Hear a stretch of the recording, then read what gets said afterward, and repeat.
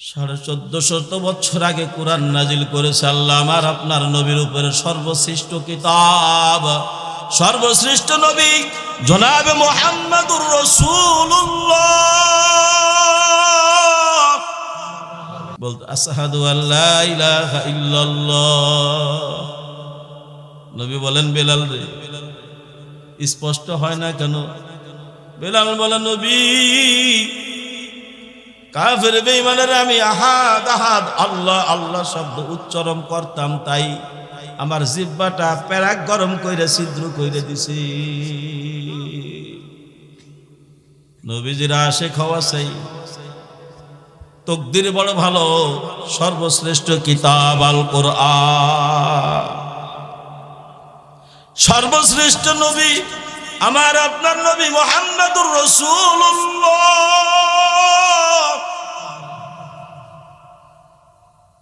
শুধু আমার নবী আপনার নবী না, না না রে বাবা, সমস্ত নবীদের নবী, বিশ্ব নবী, সমস্ত নবীদের নবী, নবীদের ইমাম। বলেন সুবহানাল্লাহ।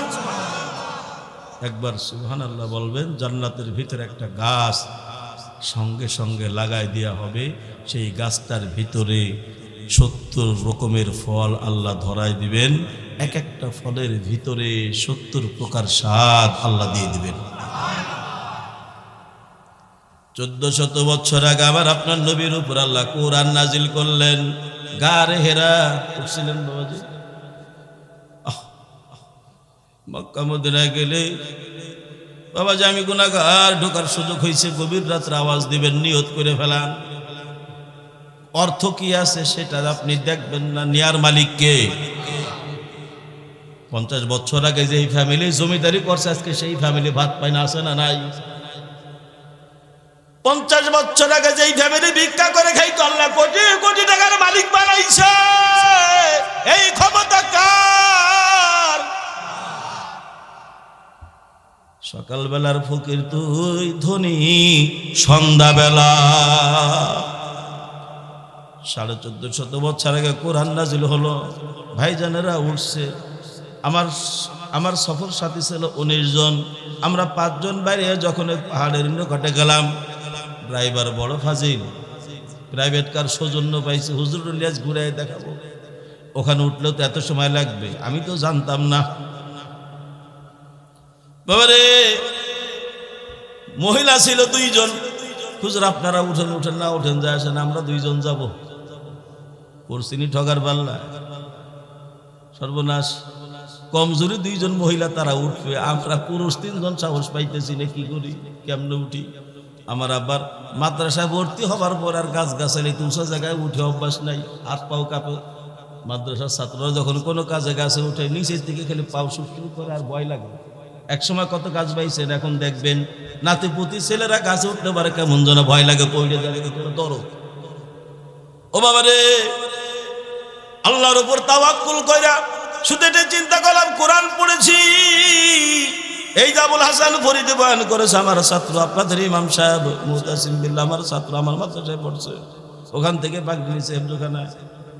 বাবারে কোরআন যেখানে নাজিল হলো যদি না দেখে যায়, দিনের ভিতরে ব্যথা থাইকে যাবে। কেমনে বলবো, নবীজি 40 দিন ওই গারে হেরার ভিতরে আমার আপনার নবী 40 দিন অবস্থান করেছিলেন। জায়গাটা দেখবো, কোরআনের প্রথম 5 আয়াত ওখানে নাজিল হইছে, ইকরা বিসমি রাব্বিকাল্লাযী খলাক, খলাকাল ইনসানা মিন আলাক, ইকরা ওয়া রাব্বুকাল আকরাম আল্লাযী আল্লামা বিল কলাম।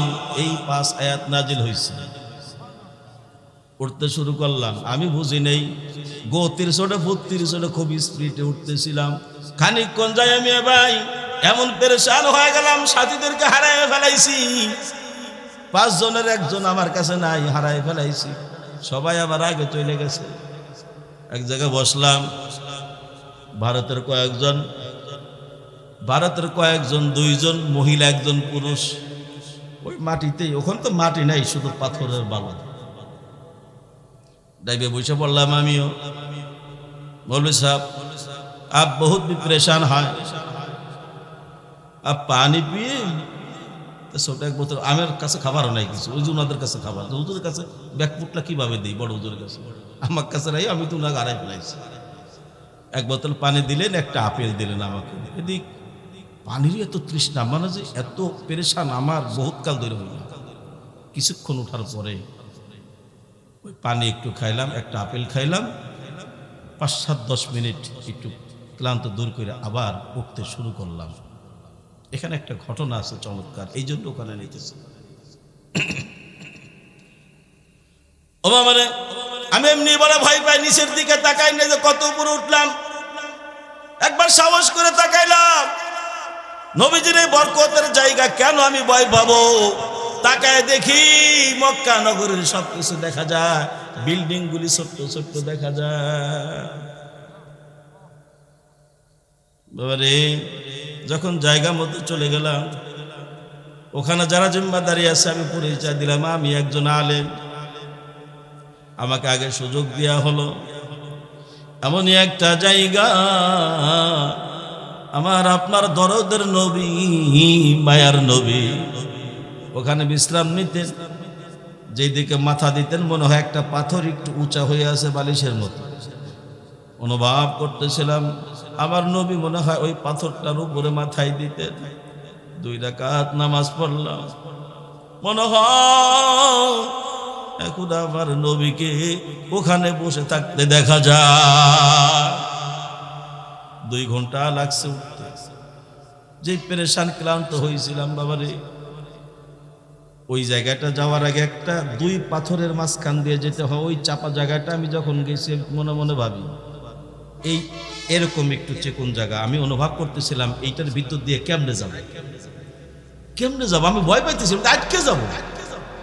এনে পেট একটু হাইট বেশি। আল্লাহর কি রহমত, ওখানে আজ পর্যন্ত যত মোটা মানুষ হোক ওখানে বাইদে থাকে। আশ্চর্য, 2 পাহাড়ের 2 পাথরের ফাঁক দিয়ে আর একটা পাথর উপরে মনে হয় যে পড়েই যাবে। বছর হাজার হাজার বছর ধরে পাথরটা ওইভাবেই রয়েছে।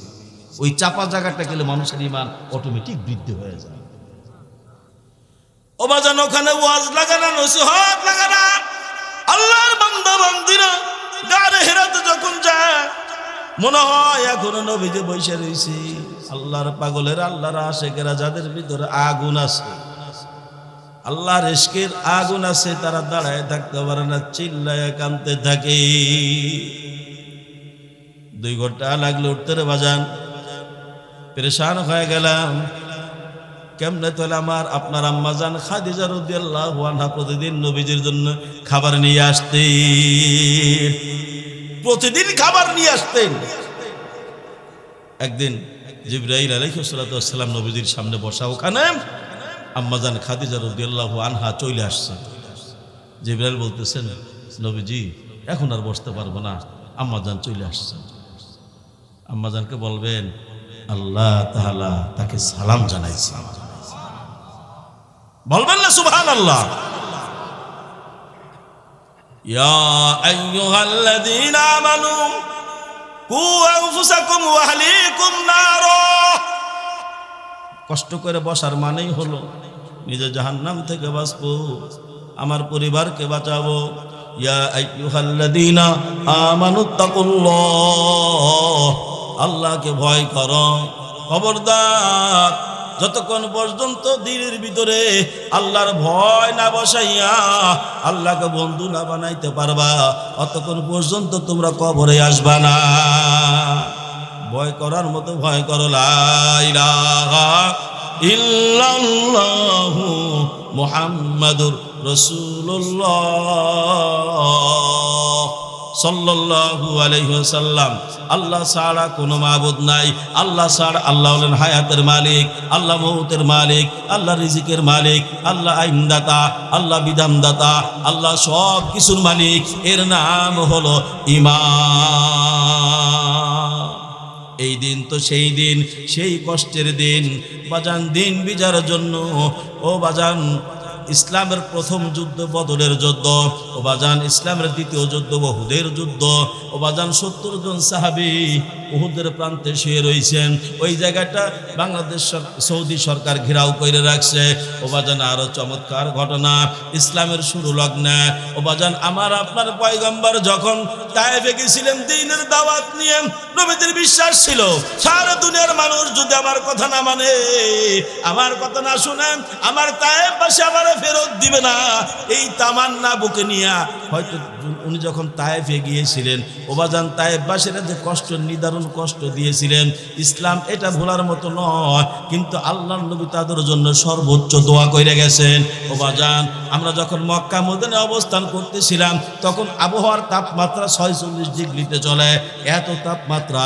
যখন তায়েফে গেলাম, আল্লাহর কি কুদরত, আল্লাহর কারিশমা, নবীজির দোয়ার বরকত আজও রয়ে গেছে। ওখানে যাওয়ার পরে যখন গাড়ি থেকে হাত বাইর করলাম, ড্রাইভার এসি বন্ধ করে দিল, বলল হুজুর এখন দেখেন আল্লাহর কুদরত অনুভব করেন, মাত্র 17 ডিগ্রি সেলসিয়াস ওখানে তাপমাত্রা পাইছি। গেলাম এই মেঘ, হঠাৎ করে আমরা মসজিদ আব্বাস রাদিয়াল্লাহু আনহু মসজিদে নামাজ পড়লাম 2 রাকাত। ওখানে নামাজ পড়বার পর যখন বাইরে আসছি, দেখি এই ফাঁকে বৃষ্টিও হয়ে গেছে, আবহাওয়া আবার ক্লিয়ার হয়ে গেছে। আশ্চর্য, এই মসজিদে ঢোকার আগে আবহাওয়া ভালো, যখন মসজিদে ঢুকছি 2 রাকাত নামাজ পড়ছি, আইসে দেখি যে এক খতম বৃষ্টি হয়ে গেছে, সব ভিজা। আশ্চর্য, এই নবীজির দোয়ার বরকত আইজও তায়েফে রয়ে গেছে। ওখানে 12 মাস যেই বরকতের বৃষ্টি হয়, তাপমাত্রা নিয়ন্ত্রণ থাকে, পুরা সৌদিতে নিয়ন্ত্রণ আর কোথাও নাই।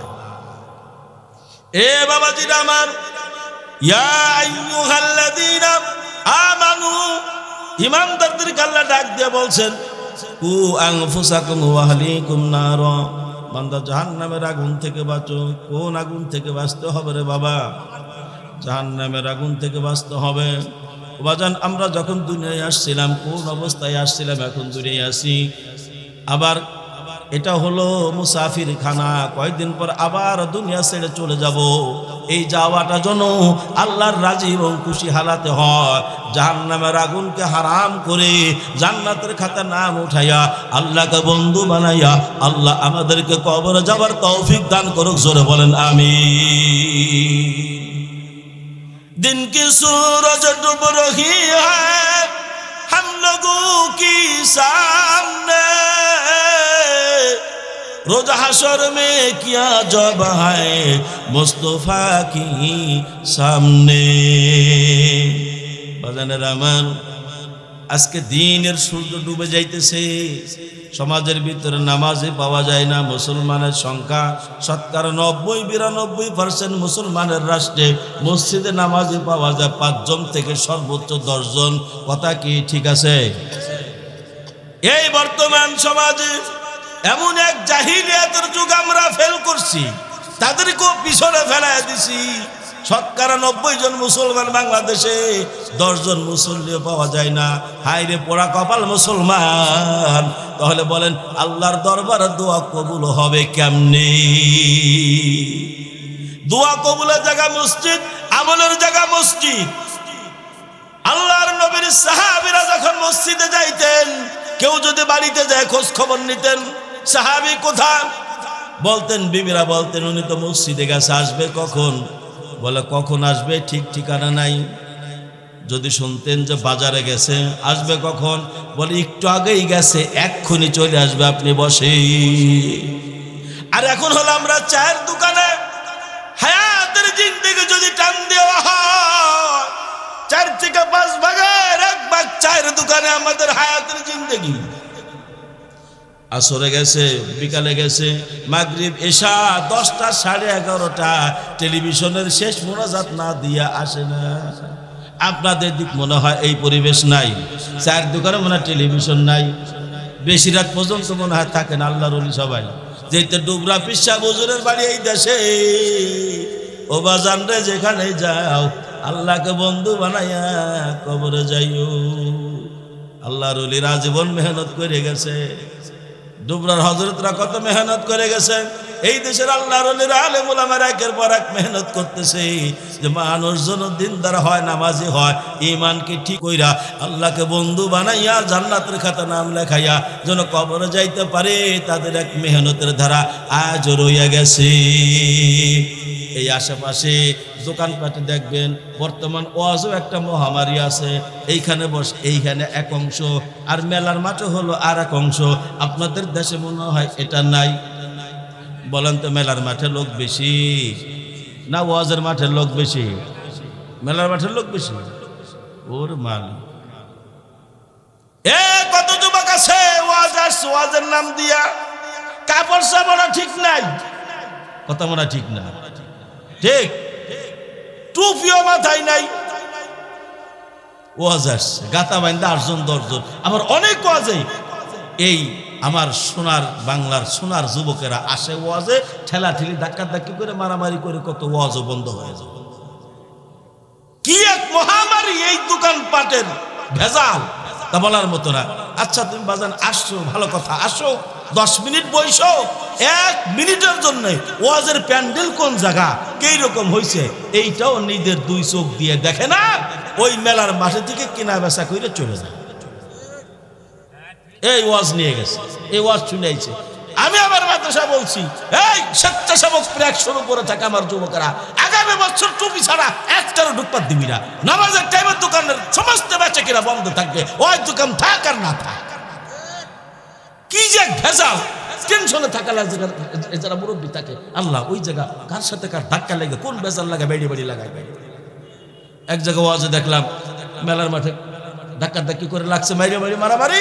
একজন দৌড়িয়ে এসে স্টেজে এসে মাইক দিয়ে কবর লাগছে, সে আমার গ্রামের লোক লাঠি ঠেঙ্গা নিয়ে বাইরেও উঠে নেই, মারামারি লেগে বক্তা ওয়াজ করতেছে, এই ভাগ দিয়ে এসে দৌড়িয়ে এসে মাইক দিয়ে জিজ্ঞাসা করে নাই কবে কি কবে না।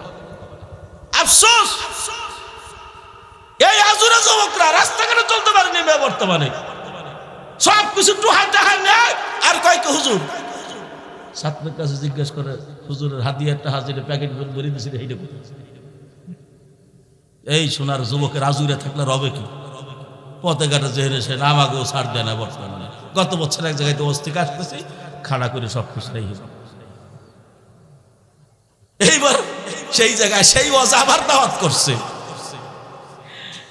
না, কি কয় শোনেন, আমার সাথে ছাত্র 4 জন বেকর জায়গাতে।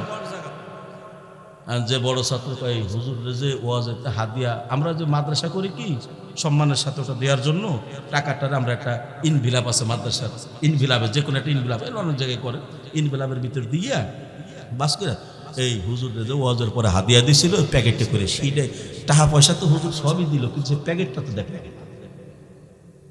আচ্ছা বলেন, ওরা যে ডাকাইতে পারে, আমার যে হাদিয়া দেয় প্যাকেটে করে আপনারা দিলেন, এটা ওরা বুঝলে কেমন? ওরা আরো 2 সেন্টে তুলাইছে। কি এক জামানা রে বাবা। এই বছর কাজ হুজুর কি করবেন, থাইকে যান রাইতে, আমি ধরবেন ওয়াজের স্টেজে কলাম আপনারা সবাই ওদের জন্য দোয়া করেন। আমার এই সোনার যুবকেরা যারা রাত্রে এই অল্প করে টাকা পয়সা একটা মোবাইলের জন্য দাঁড়ায় থাকে, আমার কোনো রাগ নাই, ক্ষোভ নাই, আমি কোনো জিডিও করি নেই।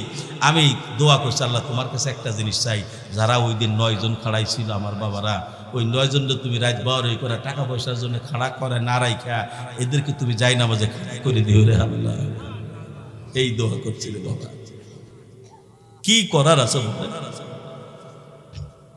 এ বাবা।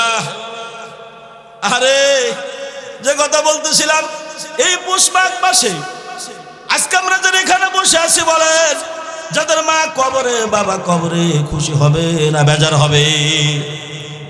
যারা আসে নাই পোড়া কপাল বেজার হবে।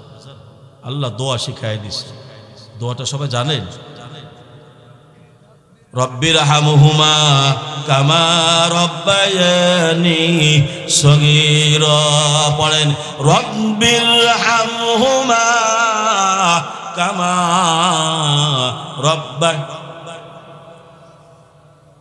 10টা গরু মাইরা 50 বস্তা চাউল খরচ করিয়া আল্লাহর কাছে যতটুকু আপনার গ্রহণযোগ্য দোয়া না পাবেন, সওয়াব না পাবেন, তার চাইতে আপনি আপনি সন্তান মা বাবার জন্য হাত উঠাইয়া কিচ্ছু লাগবে না, এই দোয়াটা খালি পড়ছেন, রব্বির হামহুমা কামা রব্বায়ানি সগীরা। আল্লাহ বলে বান্দারে তুই তোর বাবার জন্য দোয়া করলি, মায়ের জন্য দোয়া করলি, যা এই মুহূর্তে তোর মারে মাফ করে দিলাম। কবরে আগুন জ্বলতেছিল, আগুনকে নিভাইয়া দিলাম।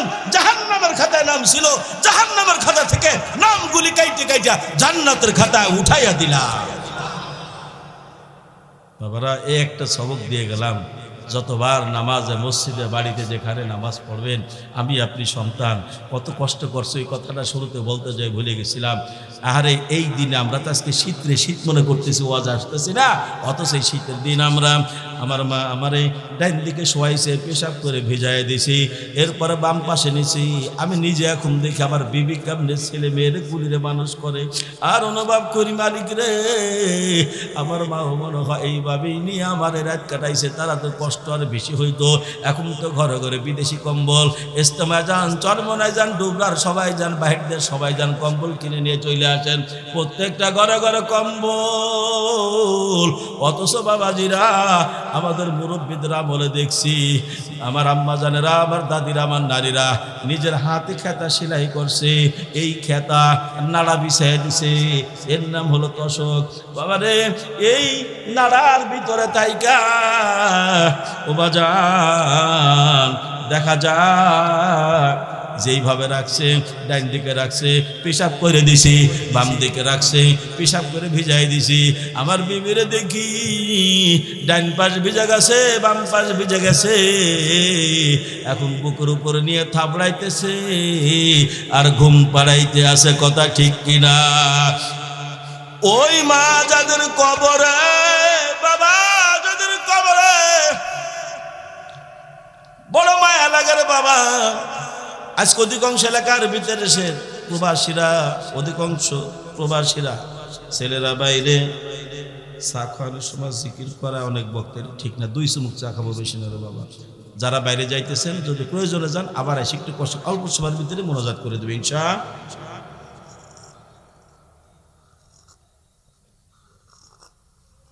আলহামদুলিল্লাহ।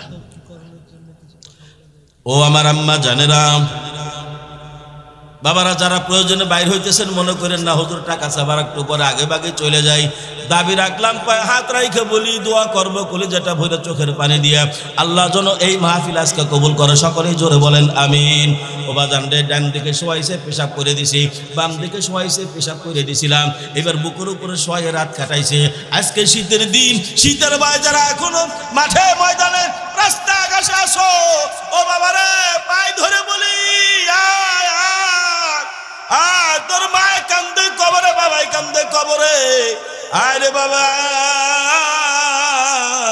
2 ফোঁটা চোখের পানি তোর মায়ের জন্য দে, বাবার জন্য দে। ইমানটারে ঠিক করো, আমল দুরুস্ত করো, ইমান নিয়ে কবরে যাও, আল্লাহকে বন্ধু বানাইয়া কবরে যাও। আল্লাহ যেন আমাদের আজকে ঠান্ডার খাতিরে কনকনে শীতের ভিতরে এখন পর্যন্ত আল্লাহ আমাদের যাদের কানছেন রাখছেন, আল্লাহ যেন আমাদেরকে মাফ করে দেয়, সকলে জোরে বলেন আমিন। ও বাজান ইমানটাকে ঠিক করা চাই, আল্লাহ কোন সিলায় কারে মাফ করবে কেউ বলতে পারে না। আইজন আসেন ইমানটারে ঠিক করি, ইমান কি জিনিস? ও বাজান আমি আপনি একদিন চলে যেতেই হবে, যাওয়াই লাগবে, যেতেই হবে, এর থেকে বাঁচার কোনো উপায়, জোরে বলেন উপায়, যেতেই হবে।